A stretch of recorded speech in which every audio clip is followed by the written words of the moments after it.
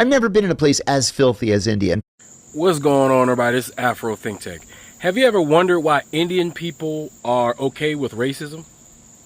Have you ever wondered why Indian people, right, why they never complain about racism from white people?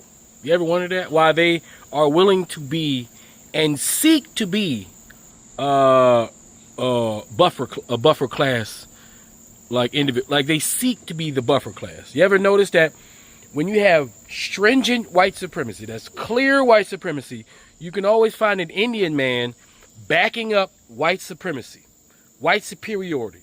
No matter how brown that Indian is, he will forego common sense, forego all manner of humanism to back up white supremacy, even when white supremacy is telling that Indian that you not like us. You ever wondered that? And it's kind of weird, isn't it? Because Indian people biologically are African people's cousins. They are our creation. The indigenous population of India are African people who populated, who created the great societies they now worship. All that the Indus Valley and all that, those are all black folks. And if you look at the original Indians, they were black folks, and they're still there and they're untouchable because of the caste system that Hindu, that religion, well, Hindu's not even a religion, right? But it's been turned into a religion, right? But the Hindu were really just the Hindus people of the Indus Valley, right? White people turned it into a religion because, white people like anything. They see something they like, they start to do it. They do Pilates and yoga and shit, and they, how they like to do. I can put a dot on my boop and put a dot on my head. Now I got spirit. Because, white folks, since they walk around spiritless, they go and seek spirituality from everybody else after they rape, murder, and pillage them. Did you know the Indians didn't even seem to mind getting raped, murdered, and pillaged and genocided and ethnically cleansed by those white folks? They took that shit on the chin and didn't complain. You know why? Because the Indians that helped participate in the destruction of India and the subservitude of India to white Western nations, they were Brahmins. So they believed that they were just like those white folks. Even though those white folks have never, ever said that they respect Indians. Like they don't, like I know what white people think about Indians. Because they'll tell a black person real quick what they think about Indians. They think Indians are disgusting. They don't like Indians at all. Only thing they like about Indians is some of the food when it's not being made on the street. They don't respect the men at all. Matter of fact, white people would just, if they could eliminate all Indian men and just keep the women, they would. All right, and there's plenty of mixed mulatto white and Indian babies as a result of white men being able to go to India and just rape as much as they want without any kickback from the goddamn Indian man who doesn't mind the white man raping his daughter. Because maybe he'll have a nice little light-skinned grandson he can steal. You know what I'm saying? Because they backwards like that, them Indians.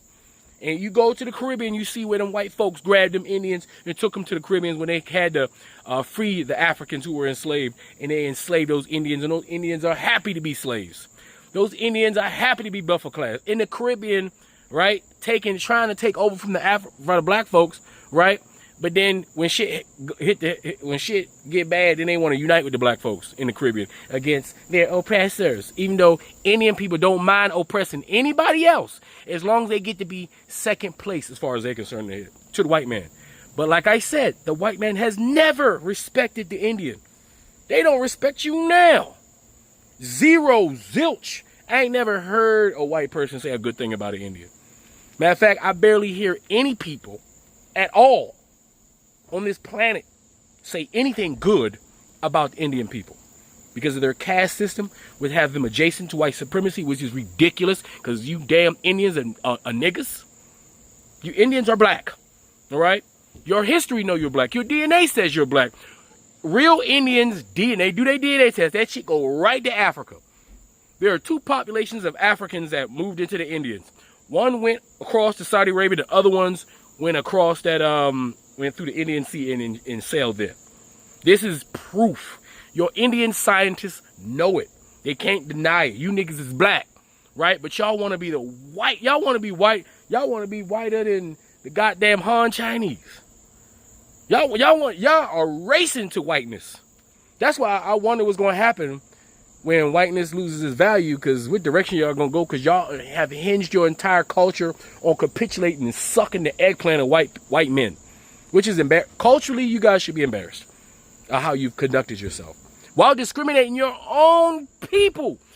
You enslave and discriminate and racist to your own people on behalf of white supremacy more than any other group on the planet. You should be definitely, as a human being, you should be ashamed of your culture.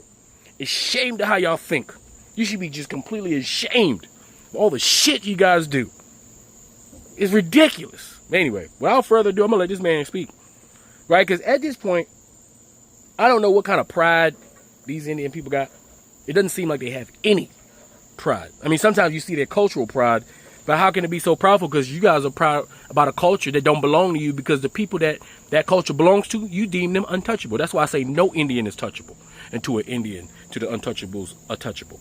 Until the untouchables in India can get respect and be treated like every other person in India, I refuse to give any respect to anything Indians got to say about anything. I don't care about white people discriminating against Indians. I don't care how people treat Indians when they go to the Caribbean. I don't care how people treat Indians when they go to Thailand, because them Thailand people are getting sick of you Indians, right? I don't care. China, y'all go to Chinese people are sick of you. Everybody is sick of you Indian males mainly, not the women. Y'all cool. It's the males, because the way you act socially, your lack of understanding people's comfort, space, safety space. Y'all don't have that. The safety space. Y'all don't have that. Y'all don't respect it. Y'all be right here with it. Y'all be right here with it. Right here with it, though. That's the problem. There's a problem there, right? And these are truths. I'm not lying. Look it up. Look it up. There's a reason for it. There's a reason for it. And you guys should explore what that reason is. Because the world, just like the world is not tolerating these Europeans and the shit that they do, you think anybody's going to tolerate what the hell you guys do? The nerve to be about as black as an African and think you better than somebody. And y'all be fleeing y'all country because y'all don't want to get that nasty place together. And then want to go to somebody else's country and make your own little enclaves and shit like you better than somebody. Even though you just ran from your shitty ass country. That's literally shitty ass country. Literally. I'm not even being disrespectful. It's a shitty ass country. Right? So for all the goddamn engineers and doctors in the diaspora, got them Indians be showing off like they this and that. Look at where you come from and look at the people you left behind and how they are living. Right? You guys are arrogant over there, you're arrogant over here, and nobody wants to tolerate that shit. And they're not going to. Because no one, especially black folks, we be damned we think you guys are going to overlord on us coming from the place you come from with the kind of culture y'all got, right? And how you will bend over backwards and spread eagle for the first white man that's willing to give you a dry ass stale butter biscuit. It's fucking shameful. Anyway, you guys tell me what you think in the comment sections. Afro Think Tank, learn something. Tito, I'm out. I've never been in a place as filthy as India, and part of the reason that it's so filthy is there are just too many people. Right. But I've been in like worse places, poorer places, more dangerous places. But the thing that I hate the most about India is the way Indians treat one another. It's shocking to me, this caste system that they have. It's shocking. I'll give you an example. I had a driver that was assigned to me I was there for 6 weeks.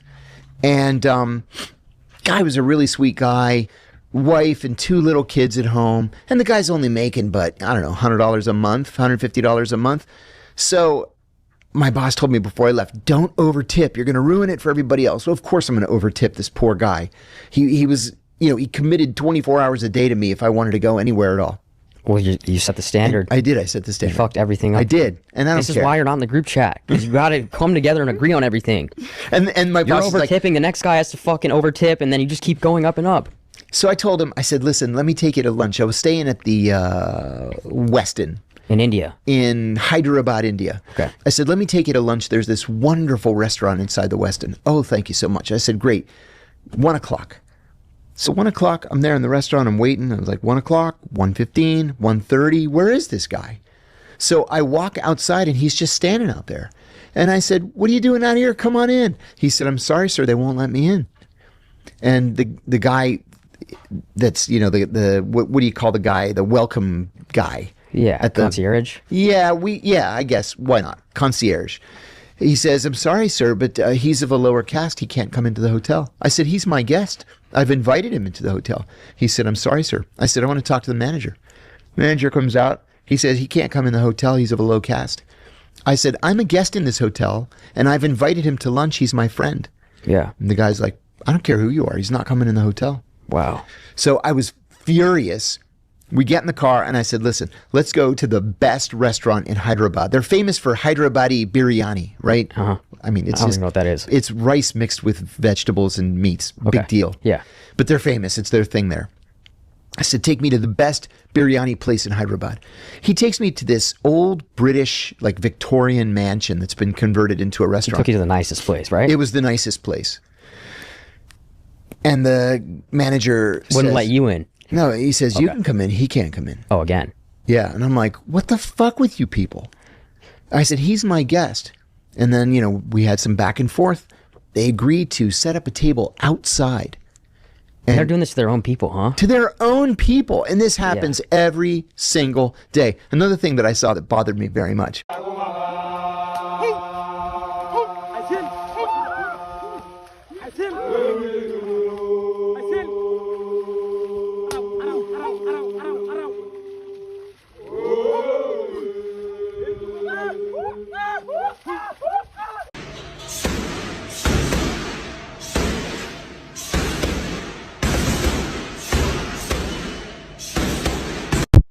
Yep, time to go. That motherfucker coming over here. Ooh, shit. Hey, Carlo, bitch, look behind you. Ooh, shit, motherfucker. Free Sudan! Boycott diamonds and gold! Free Sudan! Boycott diamonds and gold! We most definitely cannot forget about the people of Sudan! Thanks for watching Afro Think Tank. Don't forget to like, share, and subscribe. And follow me on Substack and Patreon for more content. Remember, it's Pan-Africanism or nothing.